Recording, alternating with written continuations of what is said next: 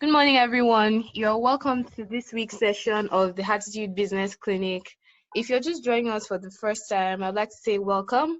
And if you've been here before, welcome back.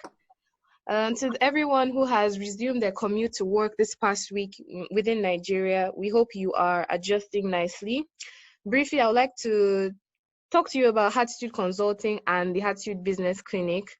Hatytude Consultancy Services is a management consulting firm offering advisory services to businesses. The firm was established to help small and medium-sized companies to expand, diversify, and restructure their operations or internationalize their business. The Hatytude Business Clinic is a pro bono advisory service rendered via webinar to provide some insight regarding business solutions which can be explored by companies. As with every business clinic session, we have our rules. We'd like to encourage you to type your questions. We'll have a Q&A session after the panelists are done. So please put your questions in the chat box. Please put off your video except you are a panelist. And yes, please make use of the chat box for comments. Anything you want to say, please put it in the chat box. Today's Business Clinic session features 4 highly proficient panelists who I'll be introducing shortly. The discussion will be centered on the topic leveraging innovation and digitalization to drive businesses. Our first panelist is Mrs. Mercy George Igbafe.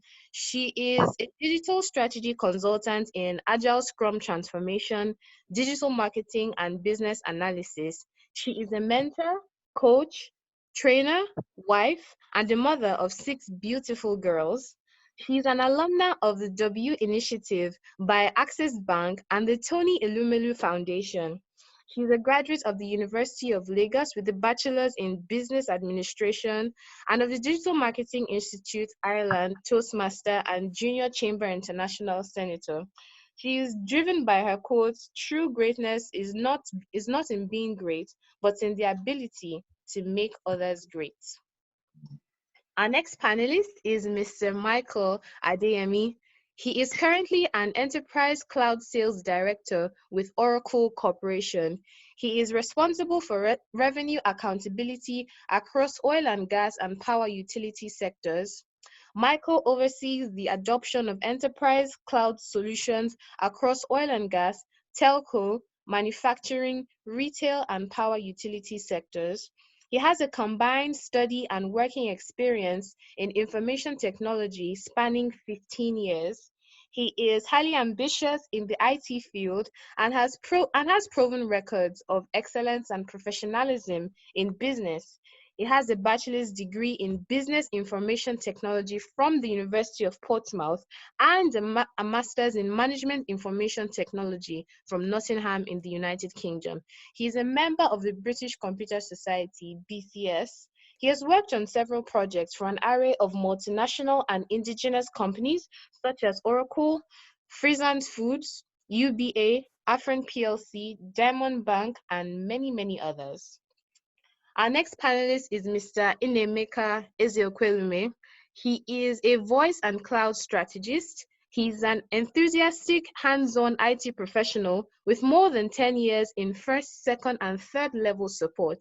He has a proven record of the accomplishment of deploying, managing, and maintaining servers, LAN and WAN networks, infrastructure, voice, and cloud. He is a specialist qualified to industry standards.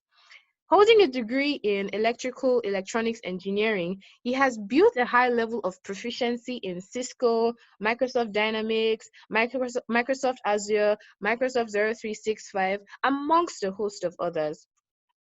He has deployed and managed applications for various enterprises. He is married with children. Our next panelist is Mr. Victor Nwaobia. He is a success influencing business and commercial leader with over 20 years of career experience in the pharmaceuticals, FMCG, telecommunications, and IT-enabled services sectors. Some strategic roles he has played include upscaling business growth as well as company revenue. He has spent over 15 years in positions of progressive responsibility within the Nigerian telecoms industry. He was the sales and strategy director for one of the leading telecom companies in Nigeria. His wealth of commercial and regulatory experience has been brought to the lottery and gaming industry in Nigeria. He renders commercial consultancy for telecom and other FMCG businesses seeking a foothold in Nigeria and Africa, and he also sets up regulatory framework for lottery and games. Victor graduated with a pharmacy degree from the University of Nigeria, Nsukka. He has an MBA in marketing and numerous certificates and trainings from institutions like the Kellogg School of Management, Pan African University, Lagos, and more. Victor is married and his union is blessed with 4 children. Our moderator for today is Mr. Olufemi Hassan. He is the in-country assist consultant in Nigeria for Enterprise Singapore under the Singapore Government's Market Readiness Assistance Program for Singapore companies making business forays outside of Singapore. He is a principal consultant at Hatytude Consulting. So, you're welcome. Please grab a pen or a notepad because we are in for a very productive discussion. Please use the chat boxes if you have any questions or comments for the panelists. Thank you very much. Over to you, Mr. Femi.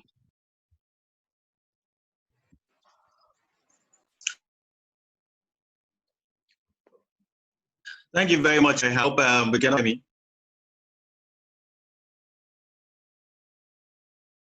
Innovation, I've already seen it, we've started seeing it, but we want you to please expatiate on that. What role do you think innovation will play in pulling a developing country like Nigeria out of the COVID-19 pandemic? Businesses, economy, the government, what role do you see this innovation play? I know it's a generic question, but I just want you to help us open the floor with that thought-provoking question. Thank you very much. Thank you very much, Femi, and thanks for having me. I don't know if, am I audible, please? Yeah, I can hear you. Okay, thanks for having me, and welcome everyone. I hope we're all staying safe. Essentially, innovation is about seeing things, differently, perceiving a situation differently, and trying to find creative ways around it. That's what innovation is. That happens every day, even without us knowing. And sometimes the most disruptive ones do not happen, overnight. It takes a lot of thought process to come up with something that is landscape changing. However, with pandemics like this, I'm not sure any of us, present here today has seen any pandemic before. This is probably, one item in our bucket list ticked, right? And people are not really equipped to handle it. I don't know if we can cast our mind back about 20 years ago. If this had happened when there were no phones, there were no data, internet-enabled phones, what would have been the outcome? People would have been running around, dropping dead, lack of information, the mass hysteria and panic will be out of this world. We're here today because we understand, we have information, so we've one way or the other innovated ourselves, towards managing this pandemic, which nobody had in hindsight, of. From a commercial perspective, and going to your questions, innovation is a facilitator for entrepreneurship. It empowers people to take charge of their lives and economic prosperity. And if you parade that into the general, populace, the country, the society, it generally stimulates business and sector growth of a nation. Moving from knowing to unknown takes a lot of courage. People are comfortable in their zones, and those who are very hungry and thirsty, the risk takers, try to be out there outside the comfort zone to try and find something that will change the course of history. Fortunately, and I use that very positively. Victor, you can speak up a little bit. You can speak up a little bit so that we can hear you more. So I say, fortunately, in this situation, am I louder now? Am I louder? I can hear you clearly. All right. Okay, so I was saying, fortunately, in this situation, we've been given an opportunity by a pandemic to either find different ways of doing our businesses and living our lives, or or, as you said, perish. So if the micro level adapts, the macro level would also, follow suit. And in social context, innovation helps create new methods for, alliance creation. It helps us create joint venturing. People are being flexible work hours, creating value across the chain, because people's life haven't stopped because of the pandemic. We found innovative ways around it. Exactly what we're doing now. The innovation is of two types. One is the evolutionary innovation, which happens, is a continuous process as technology improves our lives, with their, discoveries.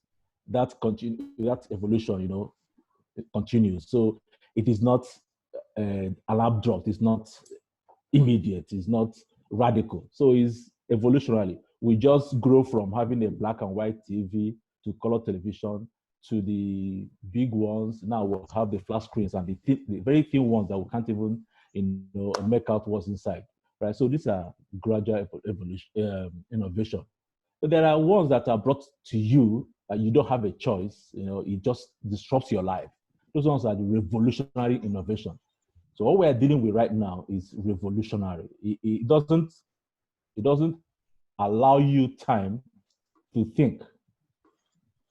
Is disruptive, is discontinuous, and it just leaves you changing your life, your pattern, your behavior. So you don't have to be the person sitting outside of the circle, taking the risk. Everyone right now is outside of the circle because the pandemic has thrown us out, of that comfort zone. So what do? You have to find a way to continue your processes, your businesses, your life, or you die, from the fear or, the problem of the pandemic. As a country, as a developing country like ours,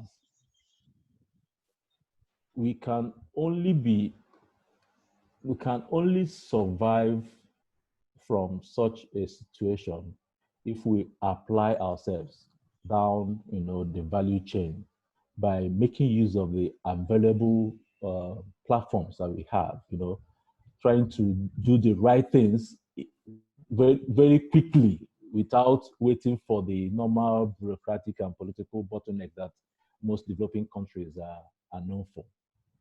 Innovation right now is only two we have. Okay, so in essence, you're saying we have to do a lot of leapfrogging. I mean, we just have to innovate or die, just like Peter Drucker said. I think the pandemic has, like you said, rightly, I mean, everybody knows that we need to innovate, we need to constantly evolve and all that. But the pandemic has clearly shown that it is not a case of seeing a problem before you find a solution. You have to constantly look for ways of improving things, innovating, and continue to innovate or die, just like Peter Drucker said. I would like